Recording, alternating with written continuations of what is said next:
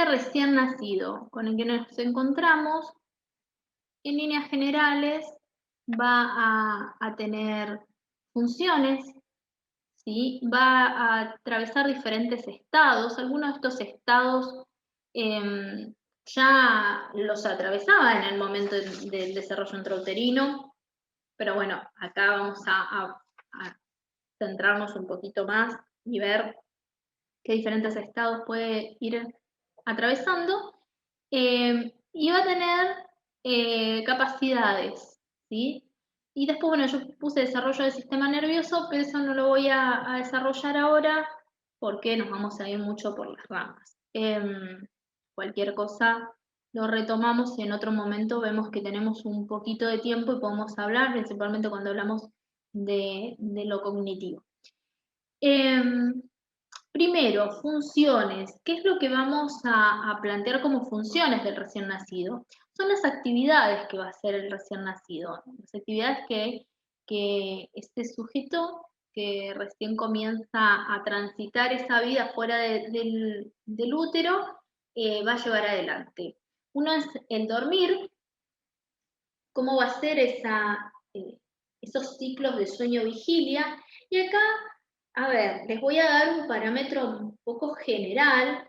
Después es real que cada sujeto establece su propio ritmo en cuanto al sueño y a la vigilia. No es algo estático, va teniendo periodos en los cuales puede haber un tipo de ritmo y de ciclo. Justamente esto que vamos a escuchar después cuando veamos Piaget, el ritmo, cuál es el ritmo de cada niño o niña.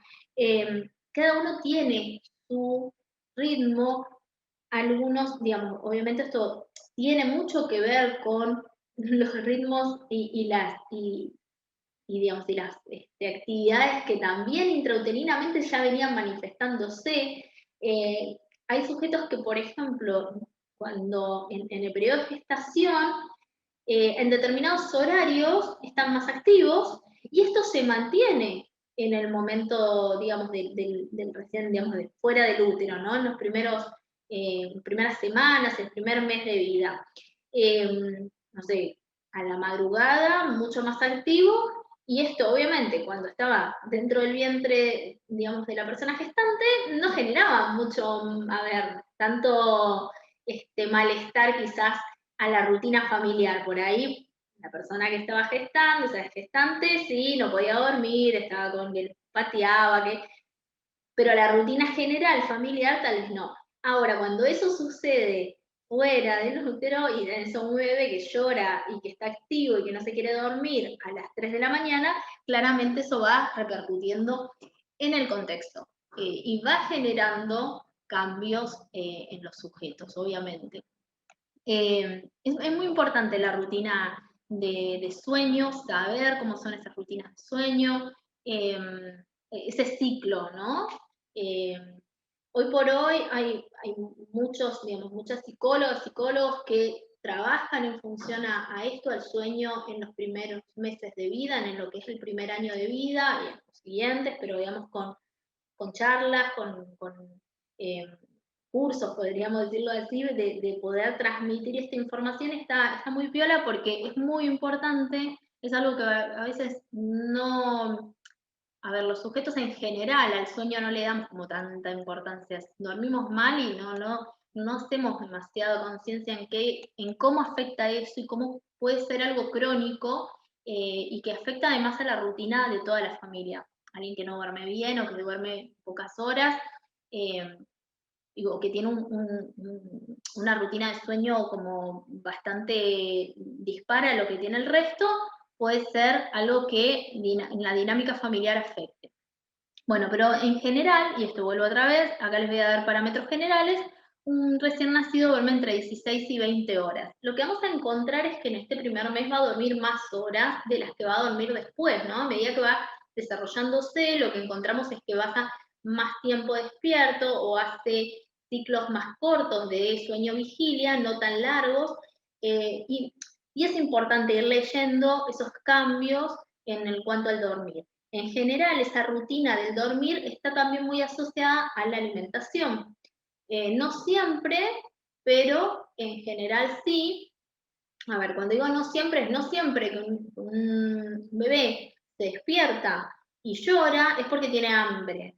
Entonces, eso es importante tenerlo en cuenta, pero seguir leyendo qué son las situaciones que puedan estar. A veces sí puede ser hambre, en el primer mes de vida es muy probable que necesite además alimentarse, que puede que se haya despertado por otras cuestiones, pero es importante que se haga una rutina y digamos, una alimentación constante en función de la demanda, pero a medida que crece, no siempre eso va a estar asociado a la alimentación, digamos, ¿no? Digo, el dormir y alimentarse como dos condiciones. O sea, cuando duerme, se despierta, come. En esto estoy diciendo en la relación.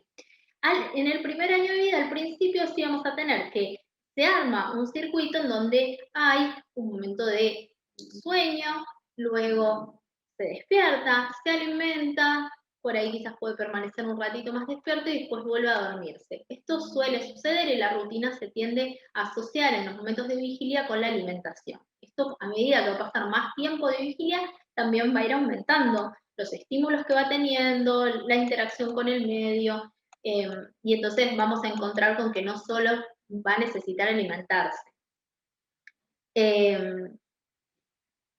Y después, con respecto a la alimentación, las sesiones, obviamente, el texto plantea sesiones de 20 minutos por pecho, ¿no? Si es una alimentación de lactancia materna, digamos, por pecho materno. Pero esto vuelvo a plantear. Primero es un texto que tiene su tiempo. Ha cambiado mucho esto, depende cada bebé. No podemos generalizar.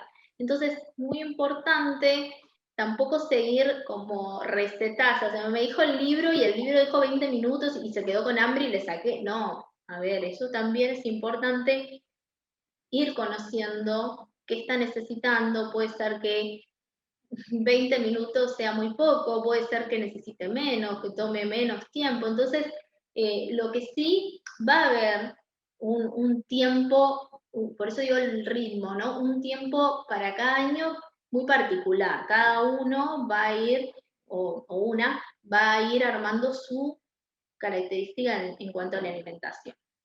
Y cuanto, digamos, otra de las funciones que tiene es la eliminación de residuos, ¿sí? Tanto en la orina como en la materia fecal hay, obviamente, mayor cantidad de eliminación de orina, pero también otro digamos, de los residuos que va a eliminar, obviamente, es la materia fecal. Al principio puede haber, digamos, entre 2 o 3 digamos, eliminaciones de materia fecal, y luego se puede ir aumentando hasta llegar a 7 u 8 veces en algunos casos, ¿sí? Eso depende mucho también de la alimentación, digamos, las características de cada niño. Pero en general, y digo, sacando los números, sí es importante que haya digamos, un ritmo en este sentido. Voy a hacer hincapié en esto del ritmo porque tiene que haber como una cotidianidad en donde la eliminación de residuos todos los días esté, o puede ser que vaya una vez, o sea, que haga una vez, pero un niño que, por ejemplo, una niña que 5 días no está eliminando materia fecal, está bueno que se consulte, que se vea qué está sucediendo, si por ahí no tiene que ver con la alimentación o si tiene que ver con otras causas. Entonces, esto es importante tener en cuenta. A mí me parece que es fundamental en cuanto al desarrollo de un recién nacido es cómo el adulto va interpretando esos indicios, esas reacciones, estas manifestaciones que va teniendo el recién nacido, va consultando, va teniendo en cuenta eso y va viendo la particularidad. No hay como de manual algo que diga, bueno, sí, mirá, si hace esto está bien, si hace esto está mal, pero sí, a ver, desde mi lugar, desde psicóloga, siempre recomiendo esto de informarse, de preguntar, de ver y de leer cuál es el ritmo del bebé, porque es particular en cada caso. y obviamente la experiencia que tenga el adulto en relación a esos momentos, ¿no? No es lo mismo una persona que no tiene experiencia con hijos al que sigue, que ya le ha pasado y que por ahí lee las cosas de otra manera. Yo acá les agregué algo, bueno, esto hago siempre, que es un poco el test de Apgar, que es cuando el recién nacido, o sea, en los primeros momentos de vida, se hace, que es un test que se busca, digamos, valorar cuáles son las respuestas que va teniendo el bebé para considerar a ese bebé, digamos, con algún tipo de gravedad o normalidad, podríamos decirlo así. Bueno, la apariencia es uno, el pulso, los gestos que manifiestan, cuando los gestos es muchas veces esto de los reflejos, el llanto es un gesto, es una cosa es que es un bebé que no manifiesta ningún tipo de gesto, o que tiene un gesto como más bien deprimido, a un bebé que está llorando y que se pone todo rojo, entonces esto también. La actividad, ¿no? Si hay hipotonía o cómo es el tono muscular en ese sentido, y la respiración. Entonces, estos 5 aspectos se tienen en cuenta, se valoran, se ponen ese numerito 1, 2, perdón, 0, 1, 2, y en función a eso se interviene o no, ¿no? Está todo bien, dio todo 2, 2, 2, 2, perfecto, no es necesario. O bueno, en algunos casos por ahí puede ser que, bueno, haya un pequeño uno ahí, pero bueno, no implica gran problema, bueno, se tiene en cuenta. Esto lo marco porque cuando un bebé nace y en los primer mes de vida, nosotros lo que tenemos que también es leer mucho sus reacciones físicas, porque no hay más que, ahora vamos a ver esto de los estados, pero más que el llanto, que es también una capacidad, ¿no? Una capacidad de dar información, pero más allá del llanto y a los 3 meses la sonrisa, aproximadamente, no vamos a tener la posibilidad de que nos diga qué es lo que le está pasando, o si está bien o está mal, o si le duele o no le duele algo. Entonces, esta forma es la manera de poder ver si el desarrollo en ese momento está bien. Entonces, en el momento del nacimiento se establece cómo es ese momento del nacimiento. Si está azul, estamos hablando de una posibilidad de que esté teniendo digamos, una mala circulación y una anoxia, eh, entonces eso puede generar un problema, hay que intervenir y que además hay que evaluar las consecuencias que puede haber tenido eso. Entonces todo esto, la hipotonía, si hay poco o mucho, mucho no, o normal tono muscular, todas estas cuestiones es importante tener en cuenta, habla del desarrollo. Luego, estas funciones, obviamente, que van a pasar en el primer mes de vida, y esto de los estados. Ay, perdón, creí que esto lo había agrandado. Esto ya viene sucediendo en el desarrollo intrauterino. Hay momentos de sueño, momentos de vigilia, momentos de actividad del bebé en el momento de la gestación, pero bueno, obviamente que lo vamos a observar mucho más cuando nace. Vamos a tener diferentes tipos de sueño, un sueño regular, que es un sueño en el cual el bebé está dormido, no le vemos como actividad ocular, o sea, no se mueve, está como dormido profundamente. Un sueño irregular, que si bien está dormido, por ahí se mueve, hace gestos, mueve los ojitos. Entonces ahí tenemos, a ver, es un estado de sueño, pero tal vez pueda ser un momento en el que se despierte, si escuchamos un ruido.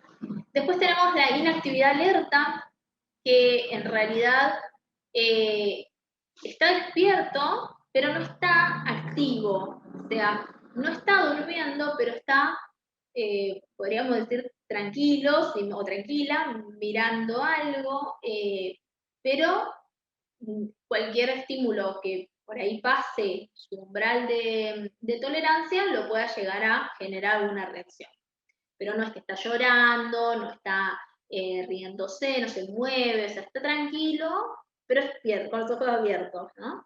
Eso a veces suele suceder después del momento de la alimentación, entonces por ahí se queda un ratito, que queda como ensimismado en ese momento de la alimentación y luego se duerme, pero está como en una actividad, o sea, perdón, está en un momento de vigilia, pero inactivo.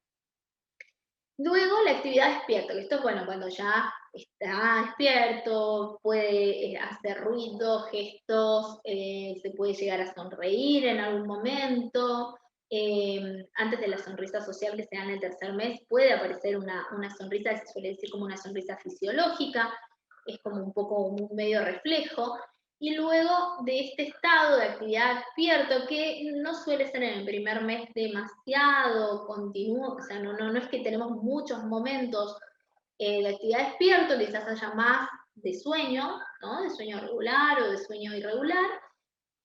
Y después de la actividad despierto lo que tenemos es el llanto. Y el llanto es un estado, o sea, si bien es un momento en el cual el niño puede estar llorando, ¿no? Y es un estado para él, porque tiene hambre, porque tiene sueño, porque tiene frío, por lo que fuera que sea. Y además, justamente eso nos da información, es una capacidad para darnos información. Es como su herramienta para informarnos. A medida que va creciendo, vamos ajustando como esta lectura del tipo de llanto. El llanto también se va especificando para diferentes momentos, se va dando de una manera u otra. Eh, y bueno, y encontramos que, eh, que el llanto se va como, a ver, no es lo mismo el llanto de hambre que el de sueño, y los padres van identificando esas diferencias. Bien, bien, bien. Avanzo un poquito más. Después ya les voy a dar lugar para las preguntas. Tenemos, esto sí me parece importantísimo en el texto, de que ustedes lo recuerden.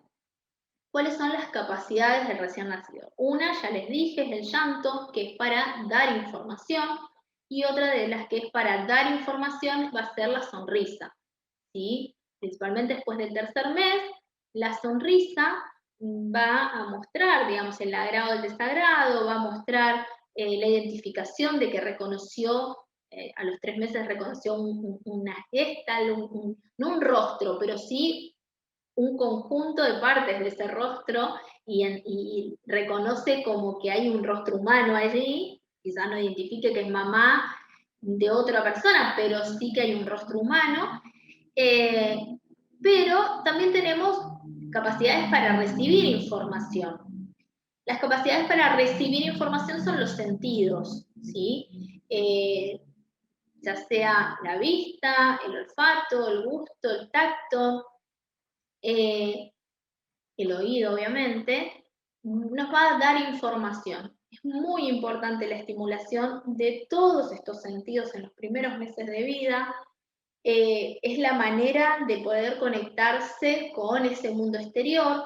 Si bien es verdad que al principio los sentidos todavía no están 100% maduros del todo, y eso se va a ir dando en los primeros meses, no es, digo esto porque el año pasado me lo preguntaban y lo marqué y lo vuelvo a decir, no es que, por ejemplo, al nacer los niños no ven, sino que, a ver, hay una distancia en la que reconocen objetos, pero también es muy importante entender qué es ver, escuchar y sentir. No solo nosotros lo hacemos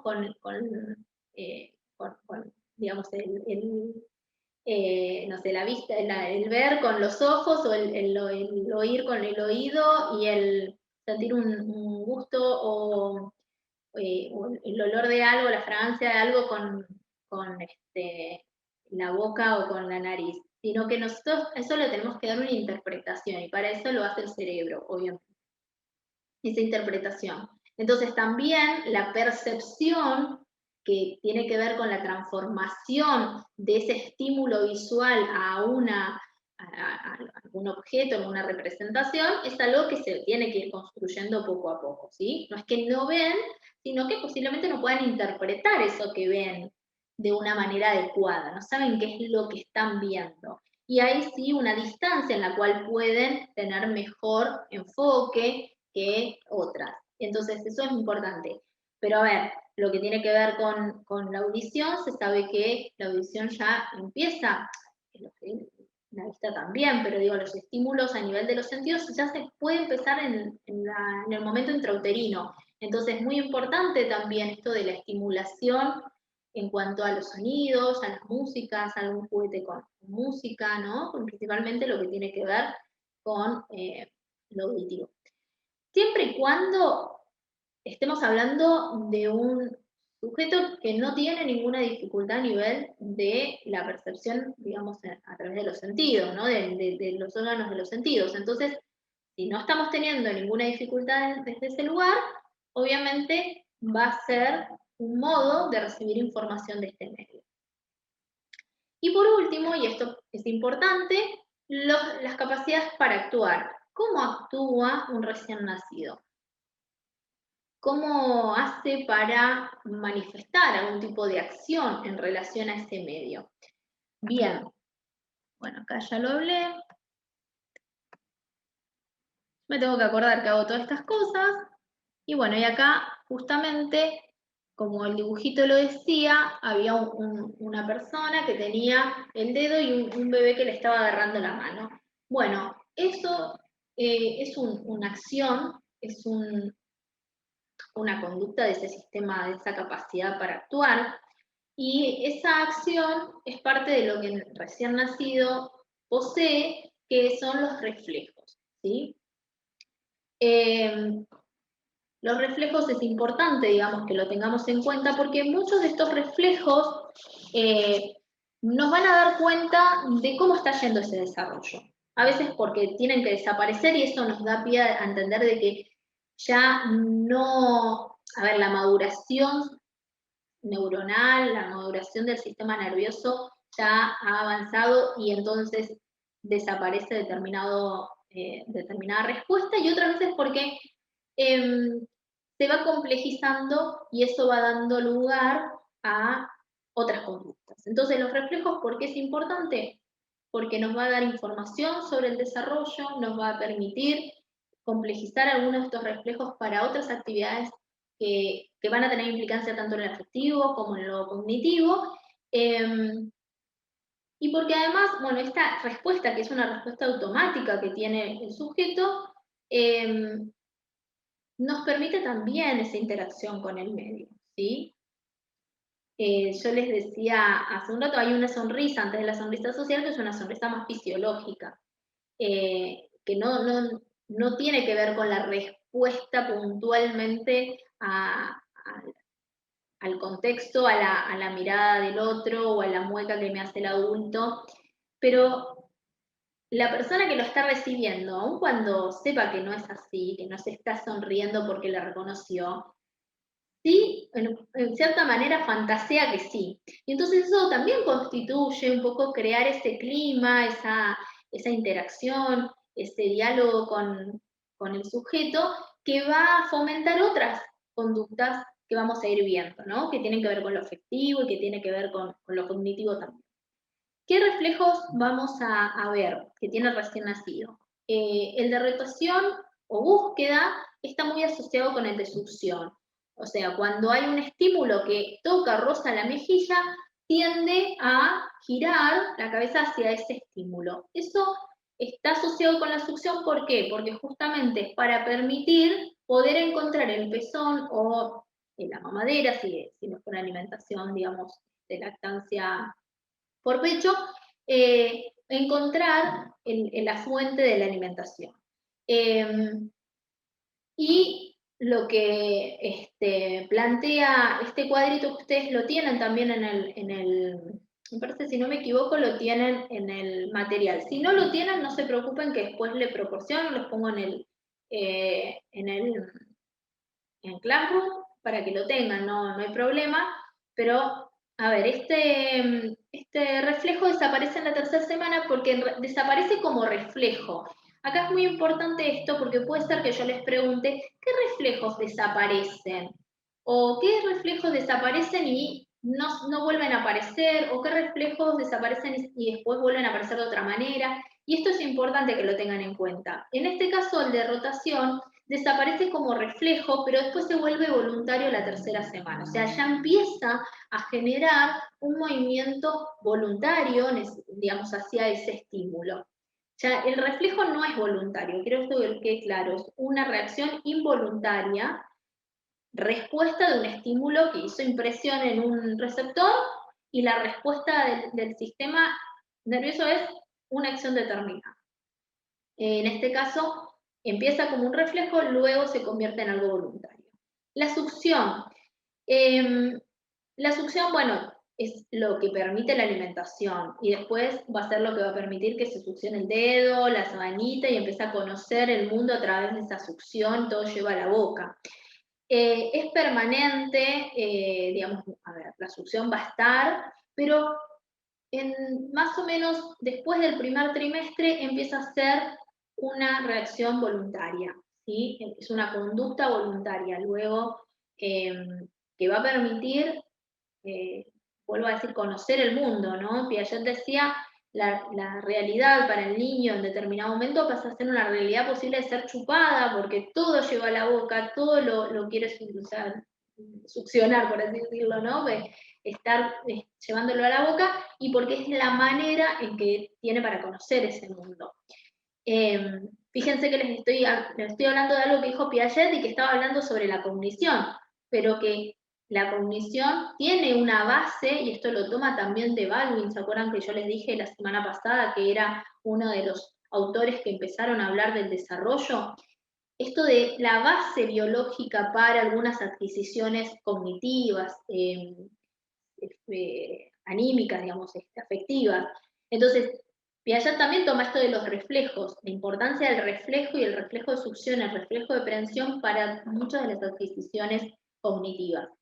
Bueno, el de natación es un reflejo que, o sea, si uno lo pone en el agua al bebé, lo que va a hacer es automáticamente empezar a mover las piernitas y los brazos, como a chapotear. Esto se pierde entre los 4 y 6 meses, y luego, para poder adquirirlo nuevamente, lo tenemos que aprender. Entonces, podemos seguir estimulando este reflejo y se mantiene, pero si no lo hacemos, como mucho nos ha pasado, si queremos saber nadar, tenemos que aprender, tiene que volver como un aprendizaje, y recién allí se vuelve como algo voluntario.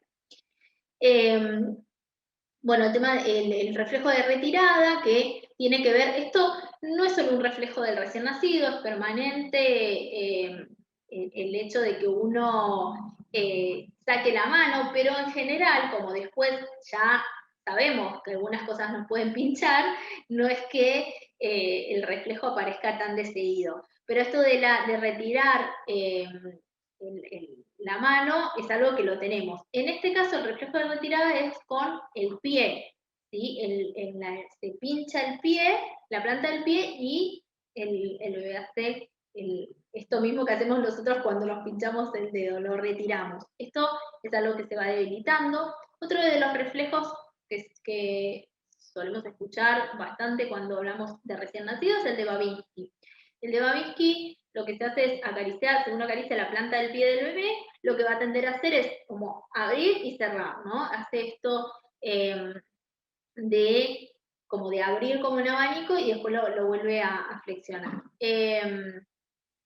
Y este reflejo va a desaparecer alrededor de los 8 o 12 meses, o sea, para después del año debería no estar, y es muy importante que desaparezca porque nos da cuenta de que hubo un desarrollo neurológico, un desarrollo del sistema nervioso adecuado, ¿sí? Es como una consecuencia adecuada de la maduración neuronal de que este reflejo desaparezca después del año.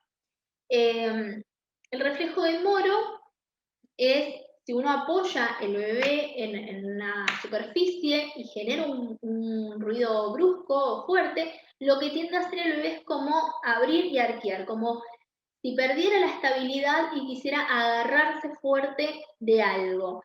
Esto se cree que es un poco un resabio arcaico que lo compartimos de nuestros hermanos primates, de poder sostenerse de la madre para no caerse. y también es un reflejo que desaparece. Y este caso, como el de Babinski, no tiene que volver a aparecer, ¿sí? Desaparece y no es necesario, además, no es necesario que lo aprendamos a hacer, digamos, como el de natación o el de marcha. Luego tenemos el de prensión. El de succión y el de prensión son dos reflejos muy importantes. Los dos se vuelven voluntarios después del primer trimestre y tienen base para los desarrollos afectivos y desarrollos cognitivos. Entonces, suelen ser los que más ustedes, cuando preguntamos sobre reflejos de recién nacido, hablan. Pero no son los únicos y entonces estudien todos los demás porque en el final preguntamos y posiblemente no alcance con decir solo el de succión y el de prensión. Lo digo ya para que después no se extrañen porque seguimos preguntando los reflejos y ustedes dicen esos dos y nosotros les preguntamos más, porque no son, digamos, no son los únicos. Voy a admitir acá a la compañera. Bien, de prensiones, esto que veíamos en la imagen, el bebé, voy a volver para atrás para mostrarles. El bebé le ponemos el dedito y nos agarra. Esa prensión después se va a ir afinando, es una prensión gruesa que después va a ir generando diferentes cambios, ¿no? Esto de la pinza inferior, pinza superior, y va a ir generando cambios para lograr una estimulación de la motricidad fina. Al comienzo es un reflejo y es importante que esté, y es lo que me va a permitir después agarrar los objetos y llevarlos a la boca. Y después eso que aparece como una conducta un poco automática, después lo voy a hacer voluntariamente. Entonces eso también es la base para muchas adquisiciones motoras, adquisiciones cognitivas, adquisiciones afectivas. ¿Por qué? Porque yo quizás no voy a agarrar, si tengo una botella de agua y una botella, no sé, de Coca-Cola, un niño no va a agarrar solamente la botella de agua, posiblemente vaya a la de Coca-Cola, ¿no? Digo en este sentido de ir hacia lo que le gusta, agarrar aquello que le gusta y traerlo hacia sí mismo. Entonces tiene implicancia también en lo afectivo. Vuelvo a avanzar, vuelvo a irme ahí a los reflejos. El tónico cervical, es, si lo ponemos boca arriba, lo que tiende a hacer, digamos, el bebé, lo que dice el texto, en una posición como de esgrima, ¿no? Él tiende a estirar el brazo que tiene, digamos, hacia donde está mirando, si tiene la cabeza de costado hacia la derecha, estira el brazo hacia la derecha, o sea, el brazo derecho lo estira, y flexiona el otro brazo, ¿sí? Y lo mismo con las piernas.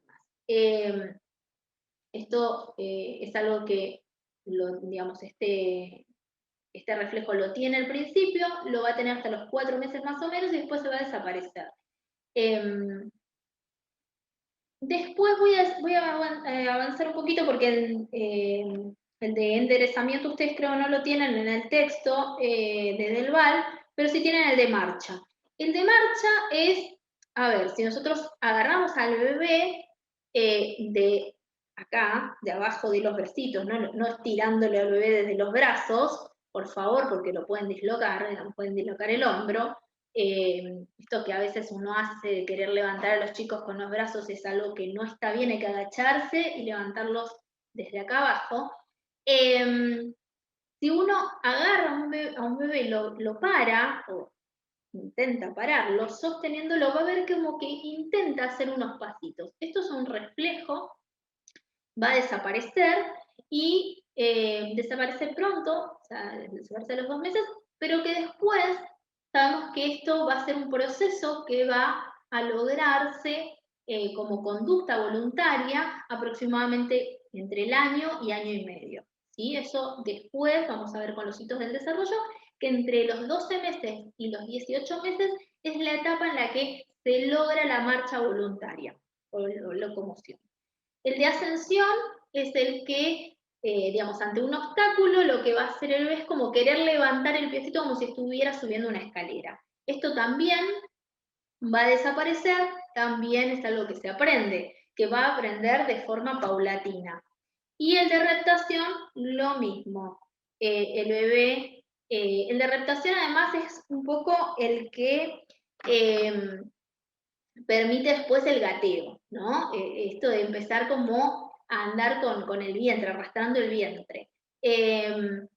Pero bueno, más o menos a los 4 meses el de rectación empieza, a ver, desaparece y empieza a aparecer ya una conducta más de gateo, más de empezar a tener más tono muscular y de empezar a arrastrarse buscando un objeto con otras características, ya no de reflejo.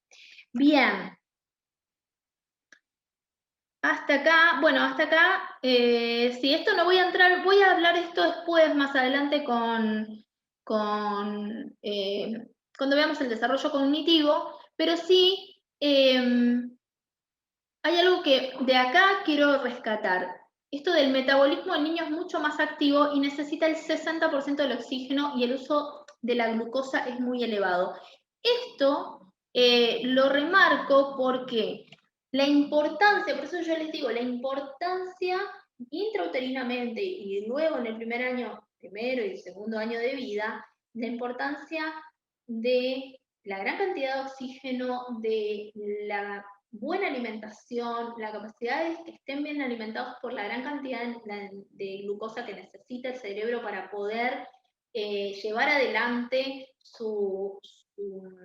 a ver, su maduración, su especificación, ¿no? Porque esas neuronas que están en cada uno de esos lados tienen que ir madurando y poco a poco estimulándose y generando más dendritas y más axones y aumentando esa velocidad de comunicación entre ellas. Y eso necesita de gran cantidad de oxígeno y de gran cantidad de glucosa y por ende una buena alimentación, ¿no? La glucosa como parte de una buena nutrición, proteínas, carbohidratos, vitaminas. Entonces, muy importante el tema de la nutrición. Y lo digo esto porque hoy en día se ve muchísimo la gran dificultad de una buena alimentación en los niños. Y cuando hablo de una buena alimentación es un niño que coma variado, que coma de diferentes alimentos, de que no esté lleno de, digamos, de ultraprocesados, digamos, de alimentos del juguito. Y lo digo hasta de lo que voy observando en la clínica, quizás no tengo tanto investigación al respecto, estoy hablando más desde lo que veo en la clínica, desde lo que puedo dialogar con colegas nutricionistas con los que trabajo. Esto de la importancia de poder empezar, no es lo mismo darle un jugo de naranja exprimido, que lo exprimí en casa y se lo di, a que le compré el juguito no sé, la gaseosa o lo que fuera, o el agua saborizada en el supermercado.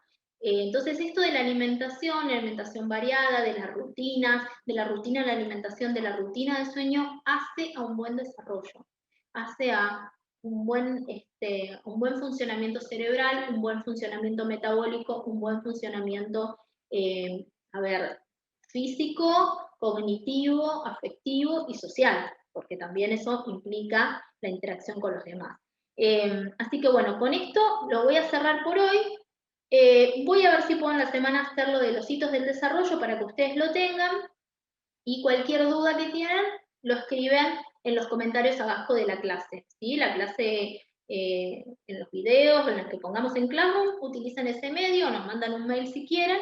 Recuerden esto de que voy a contestar recién el jueves las preguntas que entren en estos días. Si alguien tiene una pregunta urgente, escriba que es urgente para que nosotros lo sepamos.